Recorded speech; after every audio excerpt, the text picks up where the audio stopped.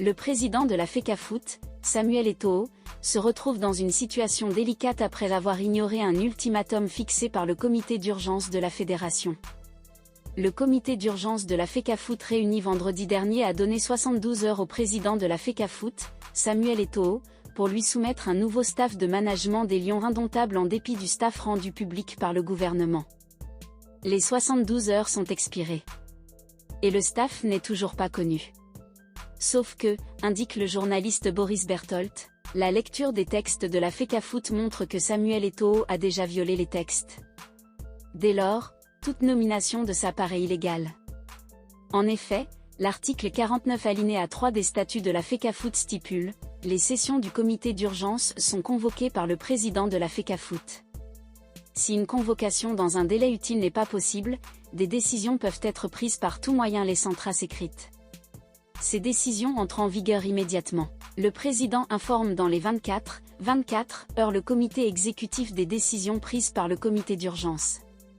Or, jusqu'à ce jour, les membres du comité exécutif n'ont toujours pas été officiellement notifiés de la décision du comité d'urgence.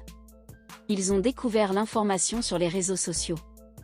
Cette situation peut s'expliquer par des fortes divergences apparues au sein du comité exécutif de la FECAFOOT où des membres, très proches du président Eto'o, s'opposent clairement à la défiance de Samuel Eto'o vis-à-vis du gouvernement et du chef de l'État, Paul Biya. Le cas du quatrième vice-président, Mbiga, qui présent à Yaoundé a demandé que son nom soit retiré de la liste des participants au comité d'urgence de samedi dernier constitue l'illustration la plus visible. Mais on sait que des membres, dont des ténors du COMEX s'opposent à sa démarche, nous citerons des noms à 20h30. Mais il y a plus. L'alinéa 4 du même article dit « Toute décision prise par le comité d'urgence doit être confirmée par le comité exécutif lors de sa prochaine session ». Or le comité exécutif de la FECAFOOT est convoqué 8 jours avant, ce qui n'est toujours pas le cas. Samuel Eto'o ne peut donc pas nommer un coach dans les prochaines heures. À défaut, il s'expose à 2 violations des statuts de la FECAFOOT. Le comité exécutif n'a pas été informé des résolutions du comité d'urgence du 6 avril 2024. Le comité exécutif n'a pas entériné les résolutions du dit comité d'urgence et les propositions de nomination de Samuel Eto'o.